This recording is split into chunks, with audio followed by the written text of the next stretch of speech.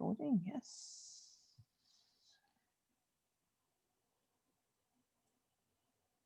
Hi, I'm Susan Kennard, and this is the Spiritual Awakener Podcast.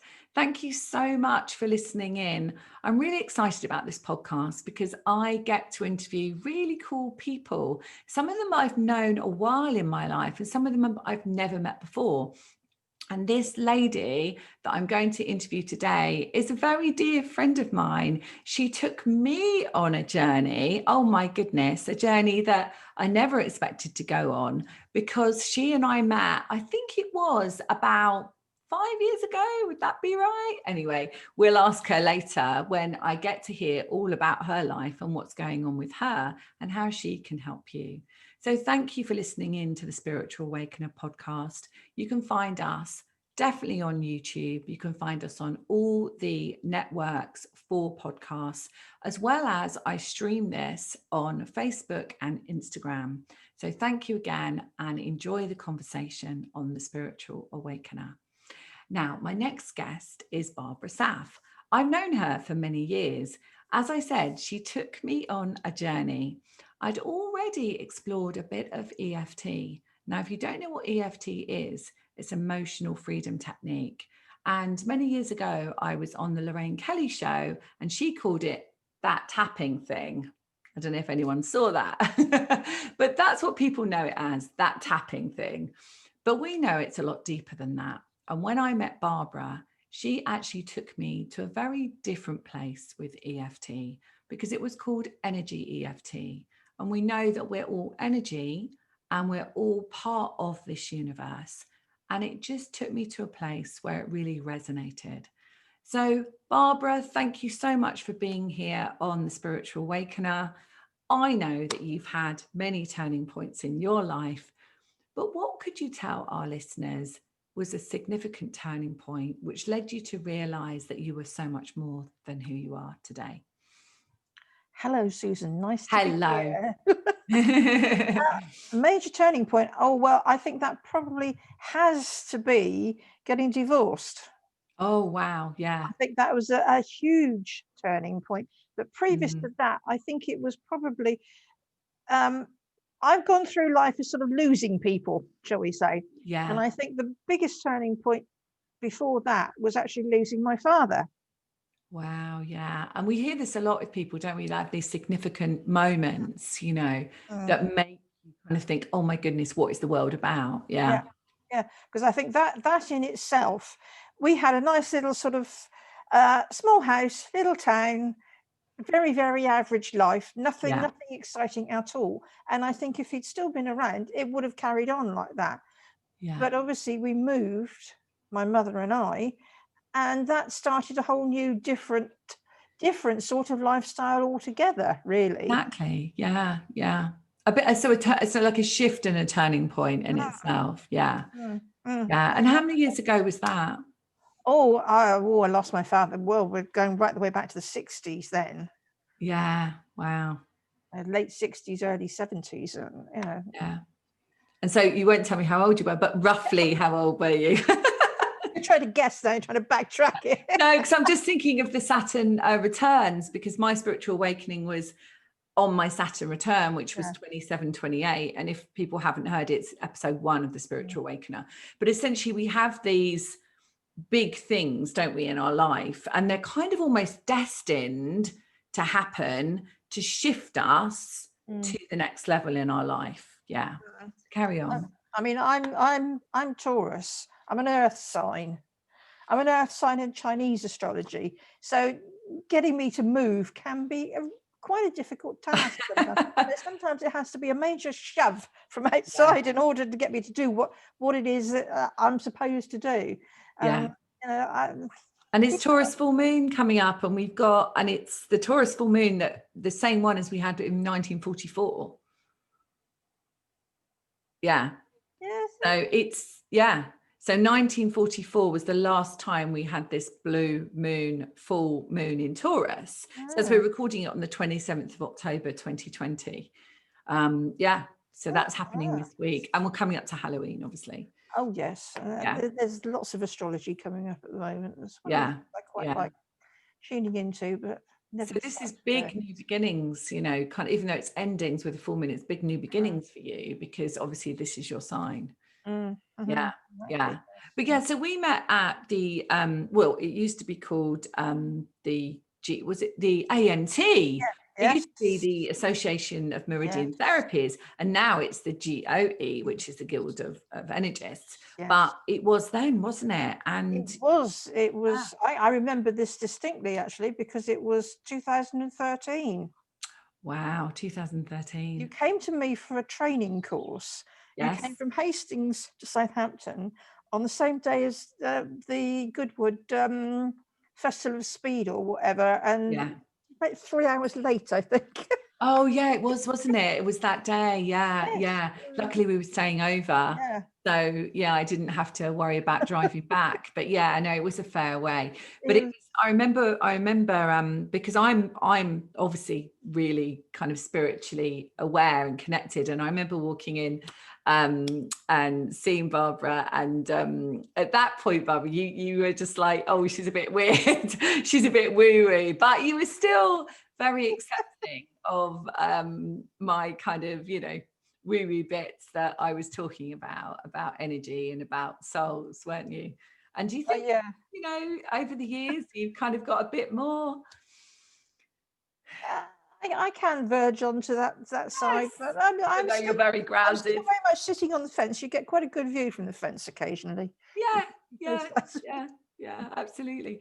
So that was then, and you were doing, you know, you were training a lot of people, and I actually trained as a trainer with you, so we, you know, took it to the next level as well. But you don't do so much of that now. What would you say that you do now more of? What I tend to do now is I like to see people for a short period of time, 3, 4, 5, 6 sessions at the most, usually. And it's people that are stuck somewhere. Their life is not how they thought it was going to be. Things have maybe gone wrong, and perhaps they haven't been able to cope particularly well. And it's often things that they've done right the way through their life and not been able to make the progress they want to make. So I don't tend to deal with anything that has a label on it. Yeah, good. Because it's incredibly limiting, and I think it puts, when you put a label on something, it puts it out of your control. Yeah, I mean, sometimes, you know, when you're thinking about labels with children in schools and things like that, sometimes it's really helpful to have a label, sometimes to get funding, to get help. But when it comes to us as adults, I think that labels are just a way, like they're just an excuse sometimes, aren't they? Oh, I've got this. Yeah. And it takes it away, because we know that any symptom, anything that's going on in our body or our mind or whatever, is not just that one thing, is it? It's usually a sum of the parts of lots of experiences that people have had, you know. Yes, it is. And I think it's so important that we begin to understand more and more that we have a lot more control over what happens to our bodies and our minds than we actually think we do. I know, exactly. And, you know, if we could, if you know, I hope this conversation, well, we set the intention this conversation would reach whoever it needs to reach. But if we can just all remember that there is a part of us within that can heal ourselves. And we all have that ability, don't we? And I think what you do, Barbara, and what I do as well, is that we help people realize that power, you know, because they perhaps lost some power. Yes. Yeah. And especially what's going on in the world now, you know, there's a huge amount of people feeling powerless. There is. What's it like down your way? I mean, because I'm on the edge of the New Forest, we're not that locked down or anything here. No, we're not here either, on the edge of East Sussex by the sea. But there is a lot of polarization with people, an awful lot of polarization with people, and I think that doesn't help, because it leaves everyone with that sort of field of discontent and anger and you know, sort of divide? Do you feel like when you say polarization, what do you mean by that? I mean the polarization that is going on with everything that is happening at the moment. Our rules and regulations are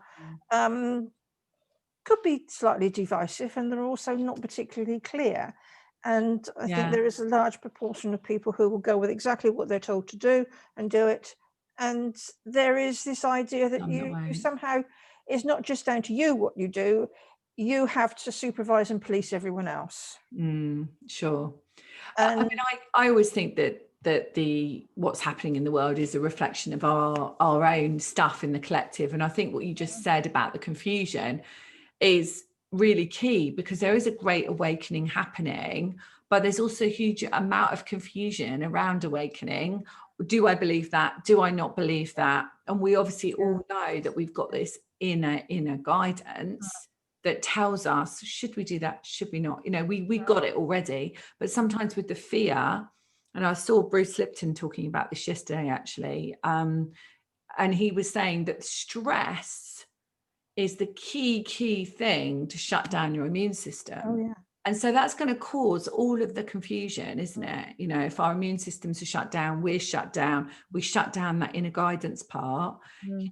But let me, I'm being guided to go back to talk to you about a turning point where, you know, you were saying about your divorce. And I think that, you know, with a divorce, quite often people, they feel like it's the end of the world, but quite often it can be the beginning of a complete expansion in your life. So do you feel, what do you feel? Oh, very, very much so. I mean, most of my life, is fair to say that I have suffered from anxiety. I've been excruciatingly shy.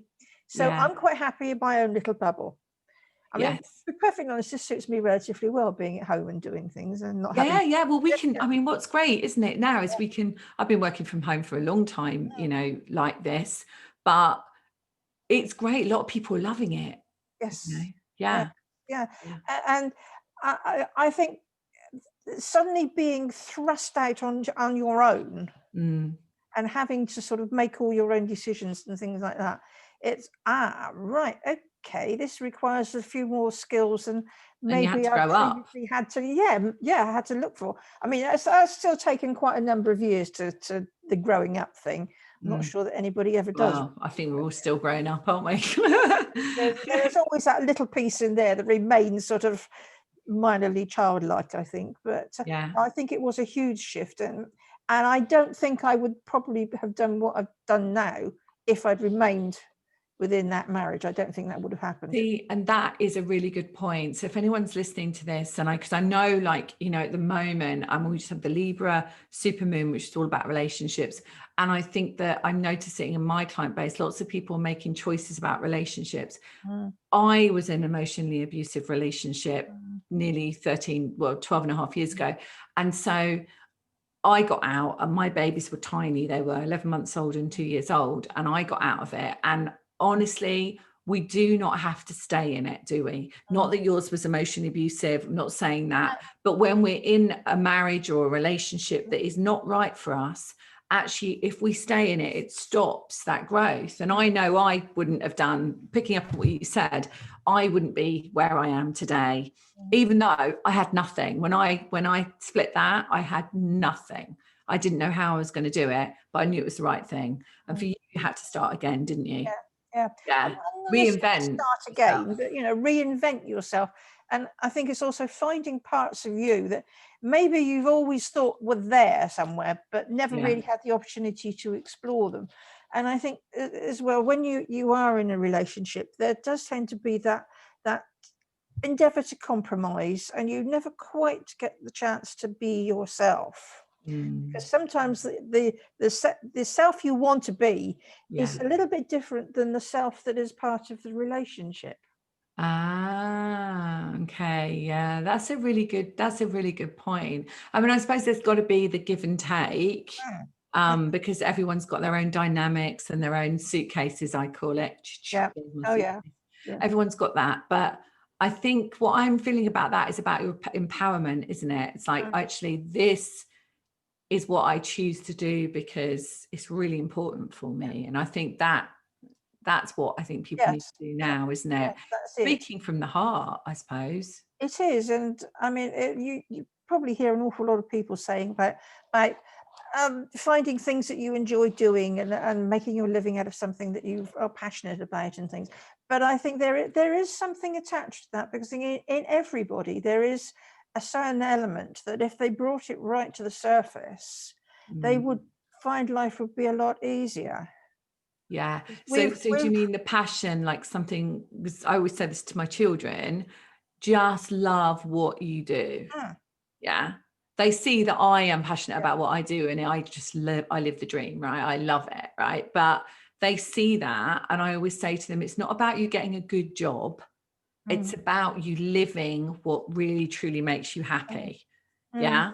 And so that, I think, has been missing, hasn't it? It has. I think because very often that requires a creative side to people that is often the side that gets pushed out of the way, because you're encouraged to go for, as you say, good jobs. And are there any? I'm not going to answer that one. I know. So, what is a good job? Yeah. Yeah. This is it. Yes. And I think we're probably going to be noticing that coming up shortly. I think the whole trajectory of jobs and lifestyles and things is going to change quite remarkably. And it has already. I mean, a huge amount of people that are working from home now and not flying all over the world, which obviously I love to do, but not flying all over the world to meetings when, yes, we're in the UK and we're talking today, but we talk to people all over the world in the same way during the time zones that fit. So, we don't actually physically have to be there. Yeah, you don't. This is it. And I think most people are also beginning to find that they have been running around like the proverbial headless chicken, trying to do so much and going everywhere and not really enjoying very much of it, to be honest. I think that, going back to your turning point, I mean, do you feel like it was a spiritual awakening? I suppose it was, in a way, because it gave me the opportunity probably to explore a few things that maybe I've always had a slightly esoteric interest in different things, but I've never really pursued it to any great lengths. And this, because I suppose there is that thing about searching for something to help you get over what it is you're going through. So you start looking at different things, and I've never been a great one for doctors and medications and things like that. So I'm quite happy to go and look for something that I feel more comfortable with. Yeah. I've been through numerous bits and pieces of things. I found a balance, I think, now, to be honest. Yeah. And so the type of people that you like to help at the moment, or you feel that's coming in, are people that are kind of stuck, people that maybe have been stuck for a long time, but it's really coming up to the surface now, and they realize that they can't go on like this, but they don't want to, or they may have done the medication and then that hasn't worked for them, and perhaps and then they feel like there must be something else. So what kind of can you just tell everybody what kind of modalities you use, or how you would work with someone? Or I use a variety of things, and I suppose the basis is the energy work, but that comes through via hypnosis, via the dreaded tapping, and language. I tend to use quite a little bit of listening, very much listening to people's language that they use. So the undercurrent. Yes, the undercurrents of what they say. And it's quite often that people say such awful things to themselves. Absolutely. And that's one of the things I do try and help people with. So they're saying nicer things themselves. And it makes sense because, obviously we're energy, but we're full of water. And so, we're 90%, 80-90% water. And if we're talking to that water, there's been loads of experiments about water, hasn't there? There has recently, yeah. And if we're talking to that water and saying, oh, you're too skinny, you're too this, you're too that, or I don't like what I see, or whatever it might be, then you're just saying that to yourself, aren't you? You are very much so. Yeah. And people tend to take on board, I think, the things that people say to them. You've Yeah. gone right the way through life, and quite often you've had unpleasant things said to you at school. You've had bullying at school and all this sort of thing. These things stay on board unless you know how to shift them out of your system. And quite honestly, most people don't. So they just sit there. Yeah, because I always say it's what you don't know. Yeah. And so you know what you know, and you know, oh, that happened when I was this age, that happened when I was that age, that happened in my relationship, you know about your divorce, I know about my split. But we don't know what we don't know. And often that's the non-verbal part, isn't it? The, you know, held in the amygdala, the real fight and flight. So it's like, if you're listening to this and you feel, oh, well, I've done that, but I still feel this lack of joy, or I still feel like I can't quite move forward with it, or I still feel there's something not quite right, then that is the bit, isn't it, that you would work with? It is, yes. It's the bit that you don't know, right? Yeah. I was talking to somebody yesterday, and it was about doing nothing to do with sort of spiritual work or anything like that, but it was what he called taking a helicopter view of things. Oh yeah, I've heard of that. Sort of raising your level of awareness up a little bit, so you're not just focused on what you're doing, you're focused on your effect outside and other people's effect on you. And I think it's a bit like the throwing a pebble in a pond and watching the ripples. The only thing is, we're not the only people who are throwing things in the pond. So we've got all these ripples going out. All these ripples going in and banging into one another. And it's beginning to sort of see that as a larger picture and say, right, okay, well, I've got the choice. I can sort of get completely mired down in all these different things and trying to go this way or that. Or I can focus on getting myself into where I can see the bigger picture. Yeah. And I think, and it's almost like what I'm kind of getting with this is light bulb moments, you know, when you're perhaps working with somebody and they're like, oh, that makes sense. Yes. And then the light bulb goes on, and then you can do the energy work, you know, what you're doing, and sort of a clear field really to move forward and to explore different things. Yeah. So how can people get hold of you? What's the best way? What's the best way at the moment is probably by email or phone, because my website, so telephone or email. Hiatus, they move from place to place. So well, email's great, isn't it? And telephone, and you're, you know, even if you're, you know, listening to this and you're overseas, you can still, you just have to put +44 in front of this number, or 0044. I think it's +44 now, but 44 is our code, isn't it, for the UK? So what's your email address? My email address, the easiest and the quickest one to use, is bsaph@outlook.com. So it's bsaph, so that's SAPH at outlook.com. That's it. bsaph@outlook.com. And your telephone number is, we'll miss out the 440, 07 919 162 542. So 071 919. Sorry, 07 919 162 542. 542. Yeah. And they can actually find you on Facebook as well. So yeah, they can find me on Facebook as well. With your name. Yeah, it's just my name, Barbara Saph. It's your name, Barbara Saph. So that's fine. So there, and you know, probably if they put you into Google, they'll find you as well. Oh, they will find me in Google as well if they put, Yeah. And if you can't find Barbara, she's a friend of mine on Facebook, which is Kennard. So you will be able to find her.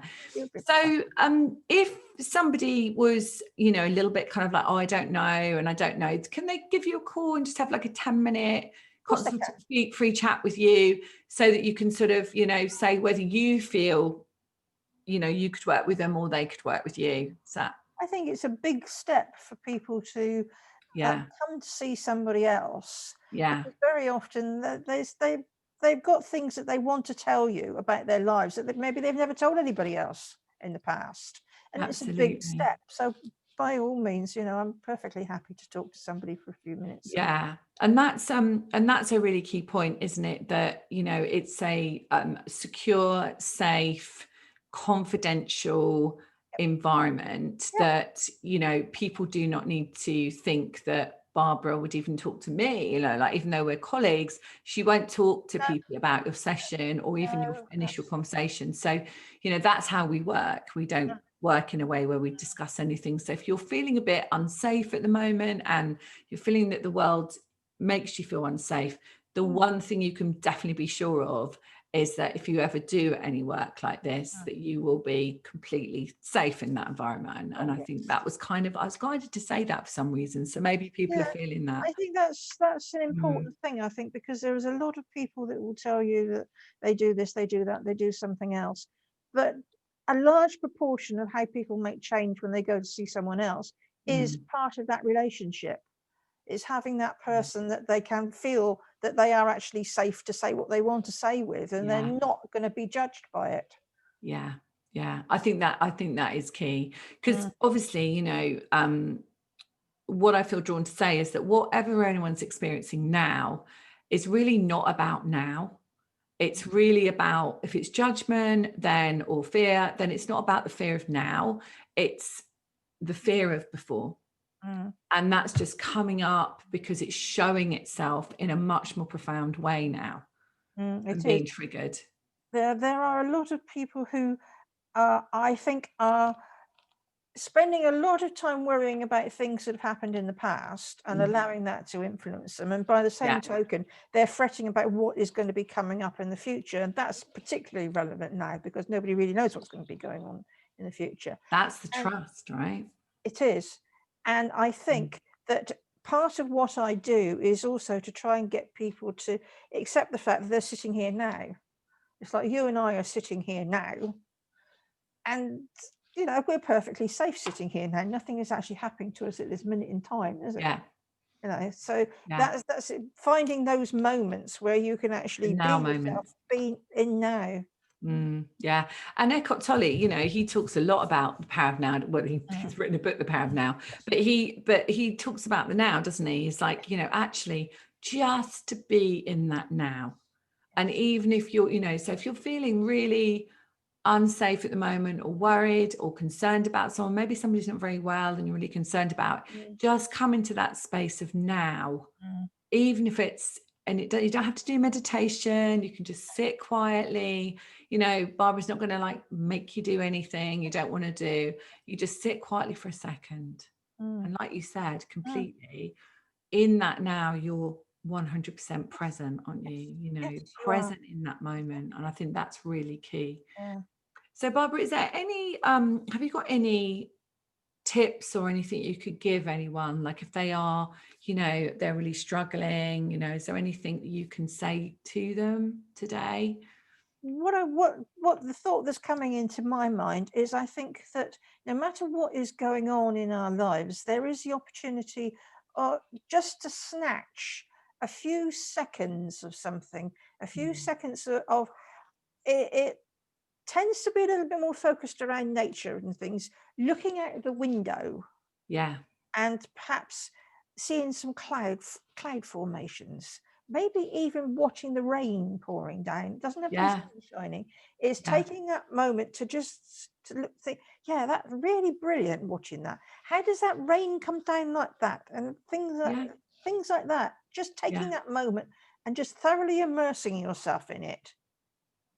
And what's coming to me about that is the oneness of it, isn't it? It's like, remembering that we are one with the rain, we are one. That maybe takes it a bit further, but just to see it as, actually I can take pleasure in that.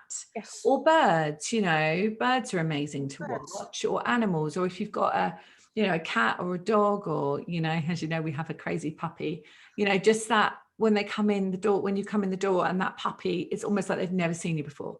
Like you're the best thing since sliced bread, it's like, oh my God, where have you been? We've been out for 5 minutes to the shop.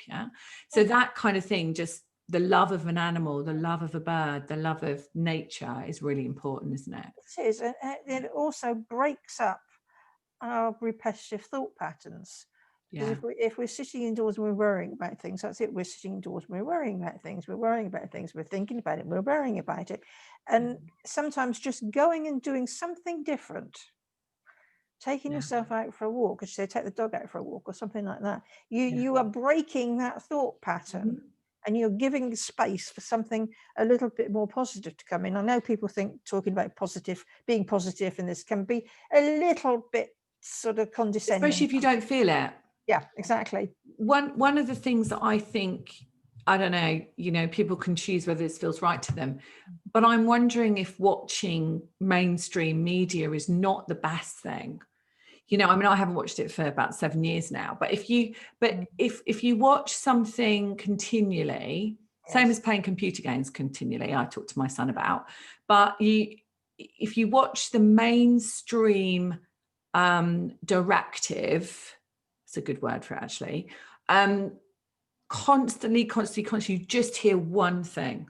Yes. Right? Or one or two things at the moment. So you're not actually getting a true vision of your own beliefs. Exactly. You're just seeing that. And I think that's quite damaging, I think, for people. It is. And Fear-based. from my perspective, using hypnosis, it is incredibly easy to implant a suggestion into somebody. Yes. With repeating of the same thing. It becomes like you've known this all your life, even though you haven't. And if you don't, please don't use those words. The new. I don't even say those words. Yeah, completely. But I think if you can see that I'm hearing this day in, day out, is this actually true for me? Yeah. Is the voice that's telling me this telling me for my own best interests, or is it telling me for their best interests? I don't know. And we're not going to, we're not going to do politics. We're not going to talk about things like that. We're certainly not going to talk about medical stuff because we're not doctors. But there is a doctor who's really cool, and his name is Vernon Coleman. Oh, yes. And I really like him. And because he's a doctor, he can talk about these things, can't he? But he's been taken off YouTube and he's now on BitChute. But if you find Vernon Coleman, if you fancy listening to a really cool doctor who's hilarious, and he calls himself the old man in the chair because he is a fairly oldish man, but he's still really funny with it. He talks a lot of sense about what's going on in the world. And I would never say that's exactly how it is, because I like to have my own perception of what's going on, but I like to live my life with creating and helping people to stand in their power and create their own lives, and if that's my job. My mission is to get people on their mission, right? Nothing else. So I don't really care about anything else, I've always sort of been, people will tend to sometimes say to you, oh, you want to be in the real world. Reality is not like that. And I've made a point over the last few years of making it seem to people that, hang on a minute, this is your reality. This is how you choose to see the world. Exactly. Not everybody sees the world in the same way. If you have a nice, secure job, good salary, nice house, that's your reality. That's fine. Exactly. If you are living in very, very different conditions, that's your reality, and the two just don't agree with one another. So you can't blanketly say that everybody has to be the same and think the same. And I'm smiling because my daughter, who is nearly 13, Sarah, very wise for her years, she always says, because we have some family members who, just not quite the same as us. So she always says, well, that's just your perception. Because she has her own, obviously, she's been brought up in a very conscious household here, and she's been brought up to know that there's so much more to us than this physical body and this mind, and so she's she's very aware of it, so she sees it and she's like, well, it's just your perception. So she's so non-judgmental completely. And another thing that she says as well, which is coming to me, is that, why do we have to call everything black and white? She said, why don't we just call people, you know? And she's been saying that since she was little, you know, she doesn't even see people as black and white. She sees them as people, you know, it's like she doesn't see any of that. So, Yeah. so I think if we were more like the children, the conscious children that are coming in, where there's no judgment, there's just everyone is, you know, equal, then I think we'd have an incredible world. So I think that's a reflection really of what it could be. So we've come to the end. Thank you so much for being here on the Spiritual Awakener. I've really enjoyed it. I hope everyone's enjoyed listening to this conversation. You can find Barbara Saph with all of the details that she gave you before, but just find her, put her name in. It's really I'll just put the name in. It's quite You're not seeing face to face at the moment, are you? You're not. No. You're doing. I'm doing online. It's much easier for you will everybody. do, you know, maybe in the future. So if people wanted to do that later, but at the moment, you know, we're all really working online, which, as you can see, works brilliantly. Have conversations, we can do work, and you can record it as well, which is even better. You know, people can watch it again. So much love to everyone listening. Thank you so much for being on the Spiritual Awakener with us. Don't forget to listen to episode 1 if you want to hear my spiritual awakening story, where I got visited in the night. And if you want to contact Barbara, her name is Barbara Saph. If you want to come on the Spiritual Awakener, and if you have a spiritual awakening story that you want to share with my listeners and how you now help the collective, I'd love to hear from you. Find me on susankennard.co.uk. Much love for now.